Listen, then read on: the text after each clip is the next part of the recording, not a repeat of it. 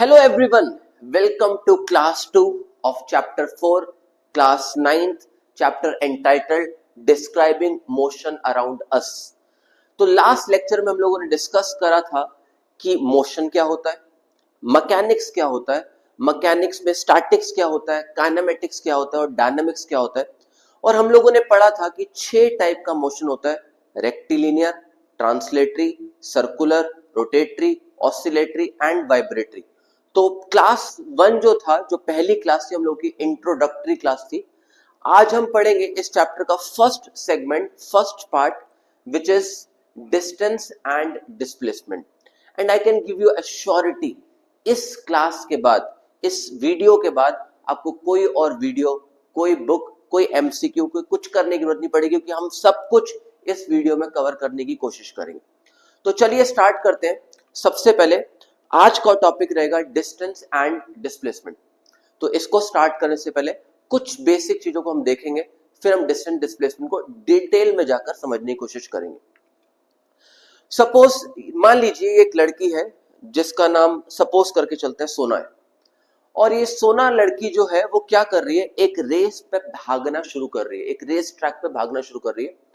और जब ये रेस पे भागना शुरू कर रही है तो मान के चलते हैं कि किसी भी इंस्टेंट ऑफ टाइम पर ये ओ पोजीशन पे खड़ी है, और जब ये ओ पोजीशन पे खड़ी है तो भागते भागते भागते भागते वो ए पॉइंट पर आ जाती है। और जब सोना ओ से ए पॉइंट पर आती है तो 100 मीटर का डिस्टेंस ट्रेवल करती है।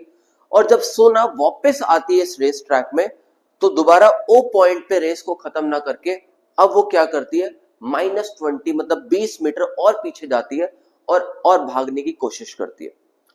तो इसका मतलब जहां से सोना ने अपना रनिंग स्टार्ट करा उस पॉइंट को हम बोलते हैं पॉइंट ऑफ ओरिजिन।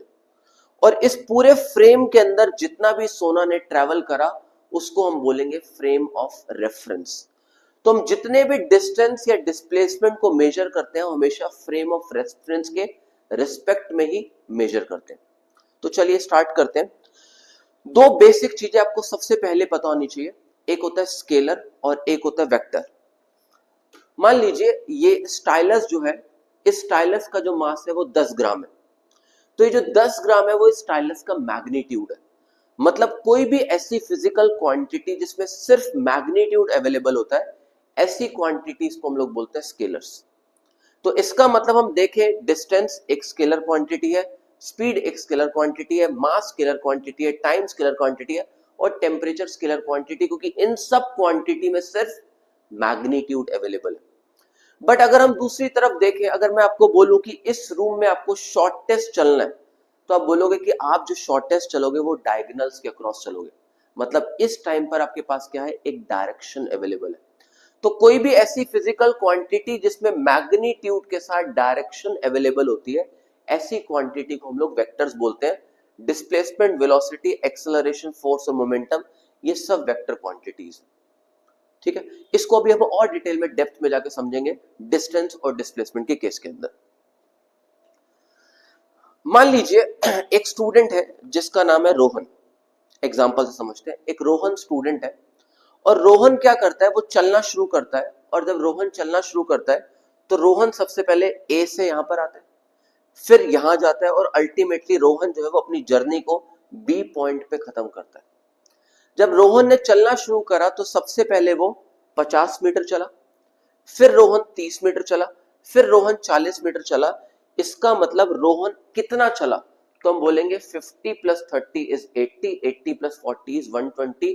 इसका मतलब रोहन जो है वो 120 मीटर टोटल चला। तो अगर हमसे कोई पूछे डिस्टेंस क्या होता है, तो हम बोलेंगे कि जो डिस्टेंस होता है वो एक्चुअल पाथ होता है जो बॉडी ट्रैवल करती है। So what is distance? Distance is the actual path traveled by a body.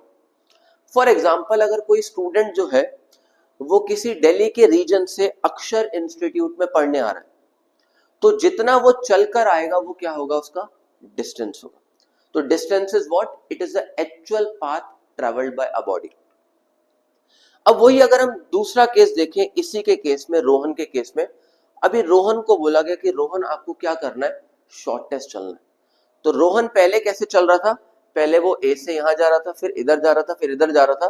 तो पहले जो रोहन चल रहा था वो कितना चल रहा था, 120 मीटर चल रहा था। बट जब अब इस केस में रोहन को बोला गया आपको शॉर्टेस्ट चलना है, तो रोहन ने क्या करा, डायगोनल्स को पिक कर लिया। और जब रोहन ने डायगोनल को पिक करा तो उस केस में उसका जो डिस्टेंस आया वो कितना हुआ, वो 80 मीटर हुआ।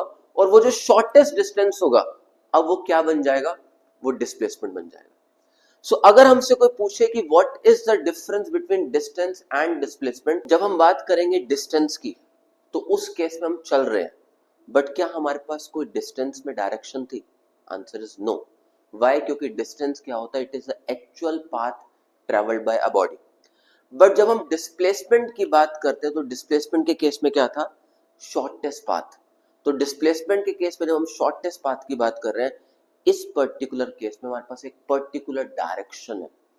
तो इसका मतलब जब हम डिस्टेंस में डायरेक्शन को ऐड कर देते हैं तो वो बन जाता है डिस्प्लेसमेंट। मतलब डिस्टेंस में कोई डायरेक्शन नहीं है, बट डिस्प्लेसमेंट में डायरेक्शन अवेलेबल है। तो इसका मतलब डिस्टेंस क्या हुआ, एक स्केलर क्वांटिटी, और डिस्प्लेसमेंट क्या हुआ, एक वेक्टर क्वांटिटी।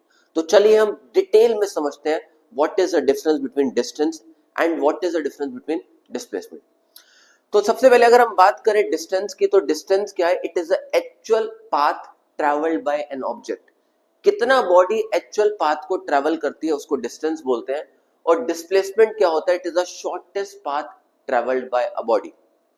क्योंकि डिस्टेंस के अंदर सिर्फ मैग्नीट्यूड होता है, इसलिए डिस्टेंस क्या है, एक स्केलर क्वांटिटी है। बट डिस्प्लेसमेंट में मैग्नीट्यूड के साथ डायरेक्शन भी अवेलेबल है, तो डिस्प्लेसमेंट क्या है, एक वेक्टर क्वांटिटी है।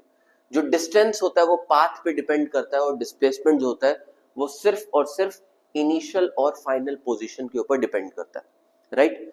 जो डिस्टेंस होता है वो पॉजिटिव भी हो सकता है और जीरो भी हो सकता है। इसको ध्यान से समझते हैं कुछ प्रैक्टिकल एग्जांपल्स से।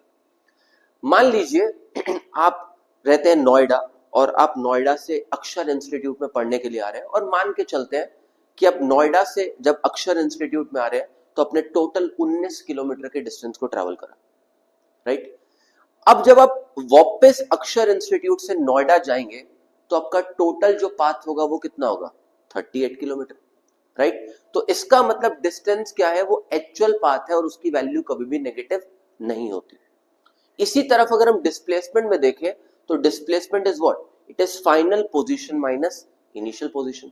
अभी इसी एग्जांपल को अगर हम देखें कि आप नोएडा से अक्षर इंस्टीट्यूट पढ़ने के लिए आ रहे हैं 19 किलोमीटर, और आप दोबारा अक्षर इंस्टीट्यूट से नोएडा की तरफ वापस जा रहे हैं 19 किलोमीटर, तो जहां से आप स्टार्ट कर रहे हैं वहीं आप खत्म कर रहे हैं। तो जो आपकी इनिशियल पोजीशन है वही फाइनल पोजीशन है, और डिस्प्लेसमेंट का फॉर्मूला होता है final position minus initial position. तो जहां से आप शुरू कर रहे हैं अगर वहीं पे खत्म करेंगे तो वैल्यू कितनी हो जाएगी, जीरो।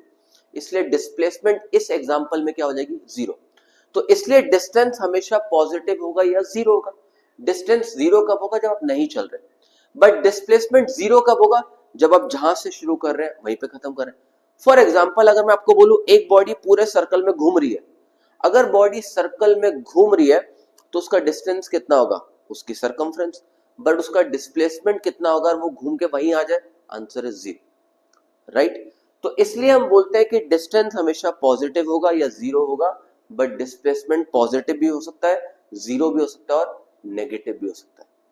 अब आपको सोचना यह है कि अगर डिस्प्लेसमेंट का formula final position minus initial position होता है तो डिस्प्लेसमेंट की वैल्यू नेगेटिव कब होगी, राइट। और दूसरी बात आपको ये दिमाग में रखनी है कि क्योंकि डिस्टेंस जो होता है वो शॉर्टेस्ट, जो डिस्टेंस होता है वो एक्चुअल पाथ होता है, बट जो डिस्प्लेसमेंट होता है वो शॉर्टेस्ट पाथ होता है। तो डिस्टेंस या तो डिस्प्लेसमेंट के इक्वल होगा या डिस्टेंस हमेशा डिस्प्लेसमेंट से ज्यादा होगा।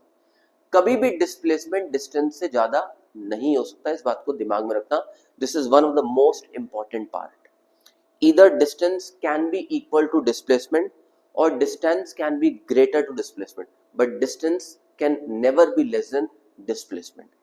तो this is the most important part, and distance और displacement दोनों की यूनिट मीटर, किलोमीटर या सेंटीमीटर हम कुछ भी ले सकते हैं। So I hope अब आपको distance और displacement में difference clear हो गया होगा। Simple language में distance is the actual path traveled by a body and displacement is the shortest path traveled by a body, right? चलिए अब इसको हम और डिटेल में एक एग्जांपल समझते हैं। मान लीजिए एक लड़की है जिसका नाम है पीहू, और पीहू जो है वो अपनी जर्नी को स्टार्ट कर रही है ओ पॉइंट से, और चलते चलते वो ए पॉइंट पे पहुंचती है। तो अगर मैं आपसे पूछूं कि पीहू ने ओ से ए में जाने में कितना डिस्टेंस ट्रेवल करा, तो आप बोलोगे 100 मीटर का डिस्टेंस ट्रेवल करा।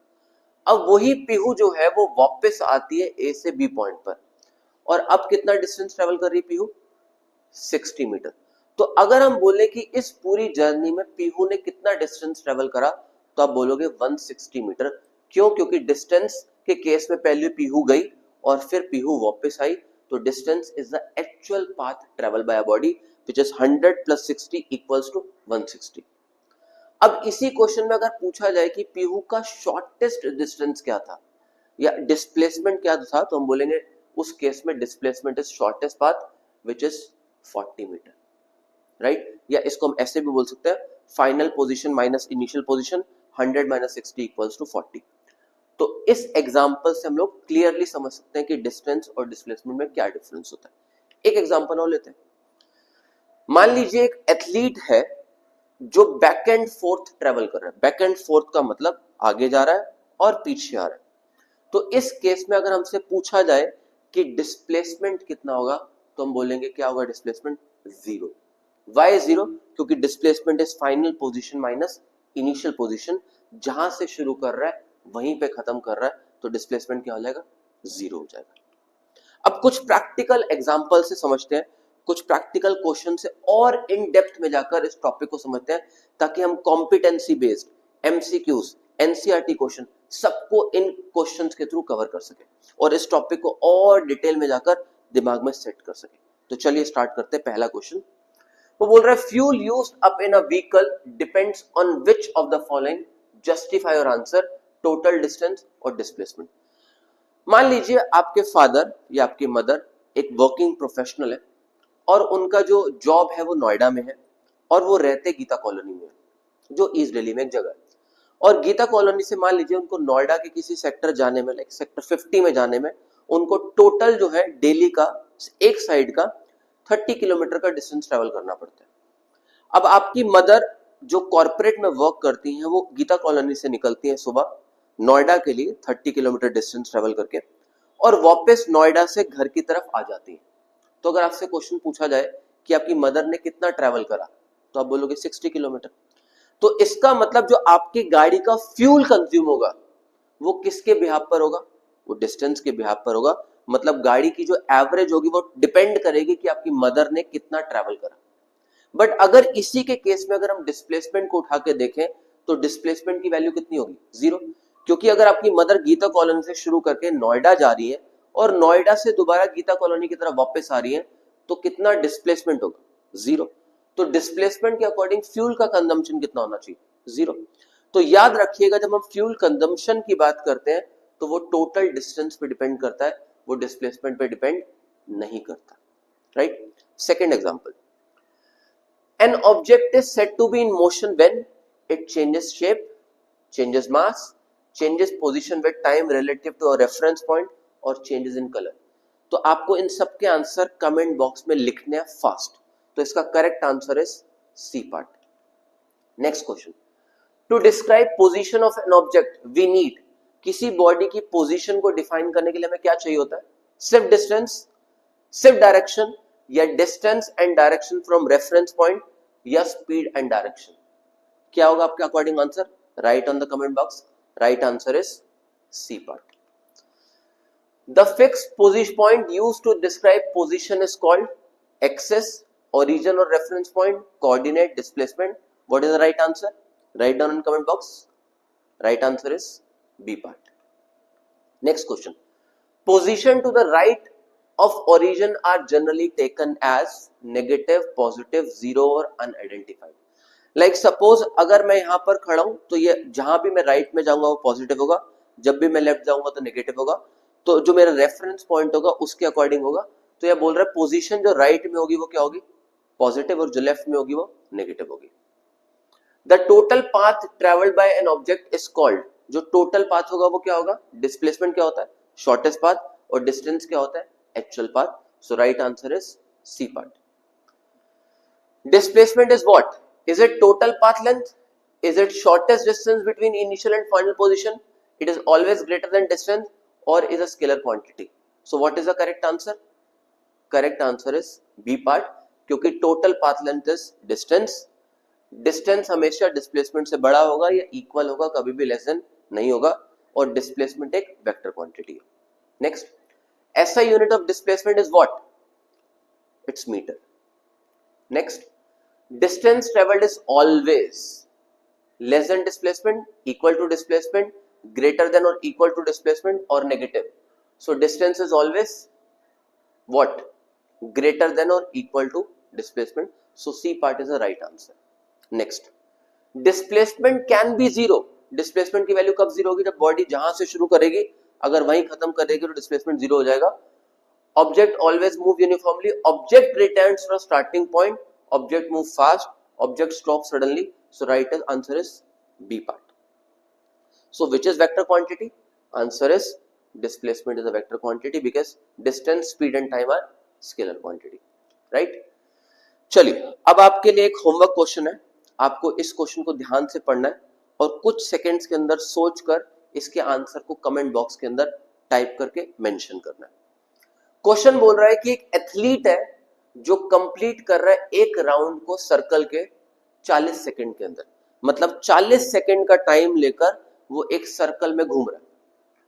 अब वो बोल रहा है कि उसका डिस्प्लेसमेंट क्या होगा 2 मिनट और 20 सेकंड के अंदर, मतलब 2 मिनट 20 सेकंड के अंदर वो कितना ट्रेवल करेगा, ये आपको फाइंड करना है। ये आपका पहला आज का होमवर्क है अपार्ट फ्रॉम एमसीक्यूज, राइट। चलिए नेक्स्ट क्वेश्चन को हम समझते हैं। This is one of the most important question and frequently asked question for class 9th as well as for class 11th. Question बोल रहा है कि एक पार्टिकल है जो सर्कुलर पाथ में घूम रहा है जिसका जो रेडियस है वो r के इक्वल है और A पॉइंट से शुरू कर एंटी क्लॉकवाइज डायरेक्शन में घूम रहा है, मतलब उल्टा घूम रहा है। हमें उसका डिस्टेंस और डिस्प्लेसमेंट बताना है A से B में, A से C में, A से D में, कंप्लीट रेवोल्यूशन में, और हर केस में डिस्प्लेसमेंट को भी स्पेसिफाई करना है। तो चलिए इस क्वेश्चन को ध्यान से समझते हैं हम लोग। मान लीजिए हम लोगों ने क्या करा, एक सर्कुलर पाथ ले लिया कुछ इस तरीके से, और इस सर्कुलर पाथ के अंदर जो बॉडी है वो एंटी क्लॉकवाइज डायरेक्शन में मूव कर रही है। तो मैंने इसको ओरिजिन ले लिया, इसको मैंने A पॉइंट ले लिया, इसको B पॉइंट ले लिया, इसको C ले लिया, इसको D ले लिया, और इसका जो रेडियस है वो R के इक्वल है। और क्वेश्चन हमें बोल रहा है डिस्टेंस और डिस्प्लेसमेंट बताना है। तो सबसे पहले हम क्या करते हैं, A से B वाला पाथ ले लेते हैं। तो A से P वाले पाथ के डिस्टेंस को निकालने के लिए हम कैसे निकालेंगे, हमें पता है कि जो सर्कल का डिस्टेंस होता है वो सरकमफ्रेंस के इक्वल होता है, और सरकमफ्रेंस क्या होता है 2πr, और ये A से B पार्ट क्या है, ये 1/4 पार्ट है, तो इधर 4 आ गया, मतलब इसका आंसर क्या हो जाएगा πr/2। अगर इसी में हम लोग डिस्प्लेसमेंट निकालें तो displacement is what, it is the shortest path. तो शॉर्टेस्ट पाथ क्या है हमारे पास, ये।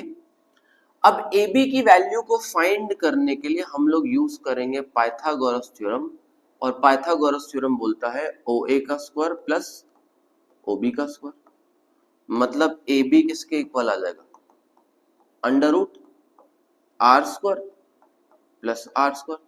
तो ये किसके इक्वल हो गया, r√2 के। मतलब A से B पे हमारा डिस्टेंस कितना हो गया और डिस्प्लेसमेंट कितना हो गया। अब यही अगर हम सेकेंड पार्ट ले A से C, तो A से C में हमारा डिस्टेंस कितना हो जाएगा, पूरा सर्कल का डिस्टेंस होता है 2πr, और अगर आधे का निकालना है तो कितना हो जाएगा πr। इसी में अगर हमें डिस्प्लेसमेंट फाइंड करना है तो इस केस में डिस्प्लेसमेंट क्या होगा, बॉडी तो सीधा ही ट्रेवल कर रही, तो डिस्प्लेसमेंट हो जाएगा 2r।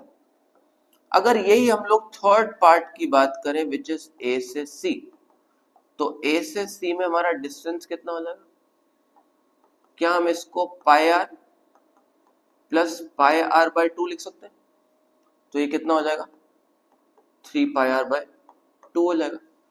और इसी में अगर हमें डिस्प्लेसमेंट निकालना हो A से C में, सॉरी A टू D में, तो A टू D में डिस्प्लेसमेंट शॉर्टेस्ट पाथ, तो अगेन क्या हो जाएगा r√2। अब अगर हमें क्वेश्चन बोल रहा है कि हमें डिस्टेंस एंड डिस्प्लेसमेंट निकालना है कंप्लीट के अंदर, मतलब जहां से शुरू करा वहीं खत्म, तो इस केस में हमारा डिस्टेंस कितना हो जाएगा 2 पाई आर। और डिस्प्लेसमेंट कितना हो जाएगा, जहां से शुरू करा अगर वही खत्म करेंगे, मतलब अगर हम ए से शुरू करके ए पे ही खत्म कर रहे हैं तो हमारा डिस्प्लेसमेंट कितना हो जाएगा 0। तो इस तरीके से हम बहुत इजीली वे में डिस्टेंस और डिस्प्लेसमेंट को किसी भी सर्कुलर पाथ के अंदर फाइंड कर सकते हैं। तो ए से बी पे हमारा डिस्टेंस पाई आर बाई 2 और ए से बी में हमारा डिस्प्लेसमेंट आर रूट 2। ए से सी में हमारा डिस्टेंस पाई आर, ए से सी में हमारा डिस्प्लेसमेंट 2 आर। ए से डी में हमारा जो डिस्टेंस है वो 3 पाई आर बाई 2 है और ए से डी में जो हमारा डिस्टेंस डिस्प्लेसमेंट है वो आर रूट 2 है। और पूरे कंप्लीट पाथ के अंदर जहां से हम शुरू कर रहे हैं अगर वहीं खत्म कर रहे हैं तो डिस्टेंस सरकमफ्रेंस के इक्वल हो गया विच इज 2 पाई आर और डिस्प्लेसमेंट जो हो जाएगा वो 0 के इक्वल हो जाएगा। तो इस तरह से हम किसी भी बॉडी के डिस्टेंस और डिस्प्लेसमेंट को फाइंड कर सकते हैं। तो आज के इस सेशन को अगर मैं नटशेल में कंक्लूड करूं, सो what is distance? It is the actual path travelled by body. What is displacement? It is the shortest path travelled by body. So what is the unit of distance? Meter. What is the unit of displacement? Meter. Can displacement be negative? Answer is yes. Can displacement be zero? Answer is yes. Can displacement be equal to distance? Answer is yes. When a body is traveling along a straight path. So is a distance scalar quantity? Answer is yes. Is a displacement scalar quantity? Answer is no. So what is displacement? It is a vector quantity. So अगर ये basic आपने चीजों को दिमाग में रख लिया तो डिस्टेंस एंड डिस्प्लेसमेंट के बाद आप कोई भी क्वेश्चंस को प्रैक्टिस कर सकते हो। So for any doubt, any confusion, drop your questions in comment box. So will definitely get back to you shortly. Thank you for watching, stay tuned, take care.